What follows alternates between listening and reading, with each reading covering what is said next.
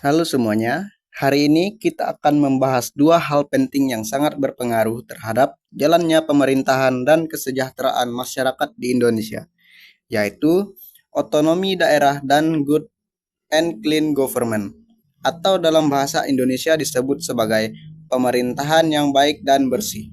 Perkenalkan, nama saya Eros Chandra sebagai pemateri 1 dan Ariel sebagai pemateri 2. Topik yang kami bahas ini sangat relevan karena menyangkut langsung bagaimana negara ini dijalankan, siapa yang memegang kewenangan, dan bagaimana pemerintahan menjalani rakyatnya.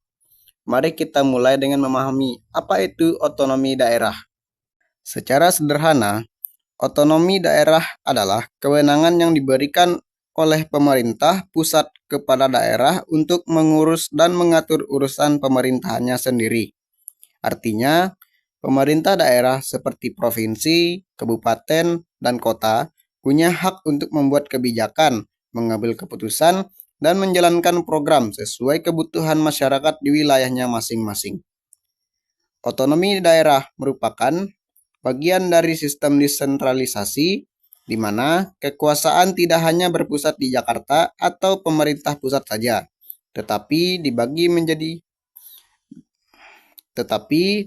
ke berbagai daerah.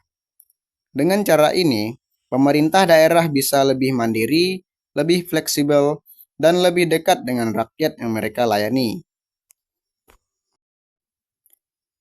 Dasar hukum otonomi daerah. Otonomi daerah diatur dalam Undang-Undang Dasar 1945, terutama pada pasal 18. Selain itu, pelaksanaannya diperkuat dalam Undang-Undang Nomor 23 Tahun 2014 tentang Pemerintahan Daerah. Tujuan otonomi daerah. Mengapa otonomi daerah penting? Karena setiap daerahnya punya kebutuhan, tantangan, dan potensi yang berbeda. Misalnya, masalah yang dihadapi oleh warga di Papua tentu berbeda dengan yang ada di Jakarta. Oleh karena itu, setiap daerah butuh kebijakan yang sesuai dengan kondisi lokal. Tujuan utama otonomi daerah adalah: yang pertama, meningkatkan pelayanan publik; yang kedua, mempercepat pembangunan daerah; yang ketiga, memaksimalkan potensi lokal; yang keempat, mendorong partisipasi masyarakat dalam pengambilan keputusan. Manfaat otonomi daerah. Dengan adanya otonomi, daerah bisa: yang pertama, menyesuaikan kebijakan dengan kebutuhan masyarakat setempat; yang kedua, meningkatkan efisiensi pelayanan publik; yang ketiga, mengembangkan perekonomian daerah; yang keempat, memberikan ruang bagi inovasi dalam tata kelola pemerintahan. Adapun tantangan otonomi daerah, yaitu beberapa daerah masih memiliki sumber daya manusia yang terbatas. Ada pula daerah yang belum siap secara anggaran ataupun infrastruktur. Belum lagi masalah klasik seperti korupsi, kolusi, dan nepotisme di tingkat lokal.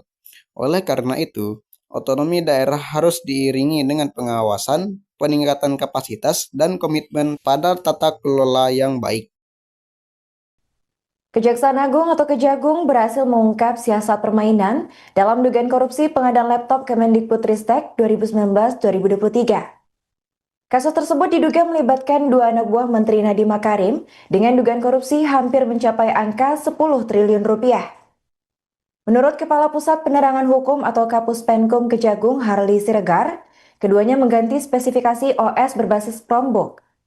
Penggantian spesifikasi itu diduga bukanlah atas dasar kebutuhan yang sebenarnya. Kemendikbudristek mendapat total anggaran pendidikan senilai 9,9 triliun rupiah. Dari jumlah itu, dana yang dialokasikan untuk pengadaan peralatan TIK atau Chromebook senilai 3,5 triliun rupiah. Sementara sisanya berkisar 6,3 triliun rupiah digunakan untuk dana alokasi khusus atau DAK. Mega korupsi ini berhasil diungkap Kejagung dan penyidik setelah menggeledah dua apartemen staf khusus Mendikbudristek inisial FH dan JT.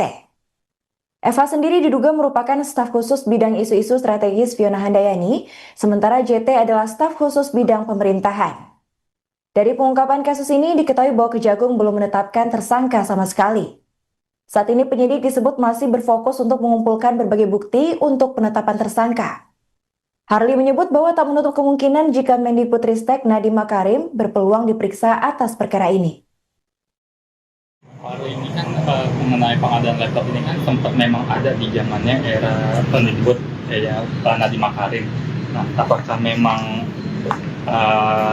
ada indikasi kalau Pak Nadiem Makarim bakalan diperiksa nantinya oleh penyidik? Kami kira kalau terkait pihak-pihak mana yang akan diperiksa dalam perkara ini, saya kira itu sangat tergantung dengan apakah itu menjadi kebutuhan penyidik ya untuk membuat terang dari tindak pidananya. Nah itu semua yang akan dikerjakan oleh penyidik. Misalnya pihak-pihak mana atau siapa-siapa yang patut dipanggil, diperiksa untuk apa? Untuk membuat terang ya. Semua pihak manapun saya kira yang bisa membuat terang tindak pidana ini ya bisa saja dilakukan pemanggilan dan pemeriksaan. Tapi dalam konteks yang bersangkutan itu staf sus, berarti memungkinkan ya Pak untuk diperiksa arahannya dari siapa itu Pak soal dugaan pengadaan laptop itu? Ya tentu nanti akan itu juga menjadi substansi penyidikan ya, pemeriksaannya. Ya, jadi apa yang menjadi tugas-tugas yang bersangkutan, apa yang dia lakukan, apakah tugas-tugas itu dilakukan sendiri atau karena atas perintah, baik perintah jabatan atau perintah orang misalnya. Nah ini semua akan diungkap dalam proses penyidikan. Pak, kedua staf sus menteri ini kan dia kan kalau secara logika staf sus ini cuma disuruh nama menterinya. Berarti sejauh ini ada keterlibatan nggak sih Pak terhadap Nadiem Makarim atas kasus pengadaan laptop ini? Ya makanya saya sampaikan itulah proses penyidikan ya. Jadi proses penyidikan itu kan ini serangkaian tindakan penyidik yang berdasarkan aturan-aturan hukum, berdasarkan ketentuan-ketentuan untuk apa? Untuk membuat terang dari peristiwa ini, terang dari perkara ini dan menemukan tersangkanya. Ya, saya kira kita ikuti aja perkembangannya. Sekarang kita masuk ke bagian kedua, yaitu Good and Clean Government. Apa itu Good and Clean Government?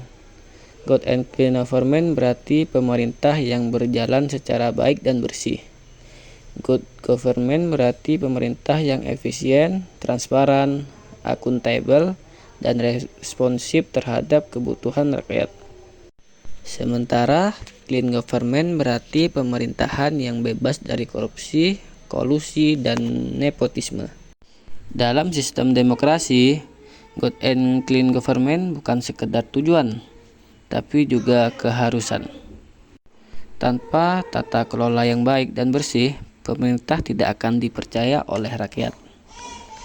Pelayanan publik akan kacau, keadilan sulit tercapai, dan pembangunan bisa terhambat. Ciri-ciri Good and Clean Government. Beberapa ciri utama pemerintahan yang baik dan bersih antara lain 1. Transparansi, yaitu kebijakan pemerintah harus terbuka dan dapat diakses publik. Yang kedua, akuntabilitas, yaitu setiap pejabat harus bertanggung jawab atas keputusan dan tindakan mereka. Yang ketiga, efisiensi dan efektivitas. Pemerintah harus hemat biaya dan tepat sasaran. Yang keempat, partisipasi. Rakyat harus dilibatkan dalam proses perumusan kebijakan. Yang kelima, penegakan hukum. Hukum harus ditegakkan secara adil tanpa pandang bulu. Yang keenam, responsivitas. Pemerintah cepat tanggap terhadap masalah masyarakat. Upaya mewujudkan pemerintah yang baik dan bersih. Lalu, bagaimana cara mewujudkan pemerintah seperti ini? Beberapa langkah penting yang bisa dilakukan antara lain: yang pertama, reformasi birokrasi, yaitu membenahi sistem pelayanan agar tidak rumit dan tidak rawan pungli. Yang kedua, digitalisasi layanan publik, seperti penggunaan e-government untuk transparansi dan efisiensi. Yang ketiga, pendidikan anti korupsi sejak dini, agar budaya jujur tumbuh di masyarakat. Yang keempat, peran lembaga pengawas dan media, yaitu untuk mengontrol dan mengawasi jalannya pemerintah. Yang kelima, peningkatan integritas pejabat publik, yaitu lewat pelatihan dan keteladanan. Jadi, kesimpulannya, otonomi daerah memberi ruang bagi pemerintah daerah untuk mengatur wilayahnya sendiri. Namun, agar otonomi ini berhasil dan tidak disalahgunakan, kita butuh pemerintah yang baik dan bersih. Dan good and clean government adalah kunci utama agar kekuasaan di daerah bisa benar-benar digunakan untuk rakyat, bukan untuk kepentingan pribadi atau kelompok. Mari kita dukung bersama terciptanya tata kelola pemerintahan yang adil, transparan, dan bertanggung jawab, baik di pusat maupun di daerah.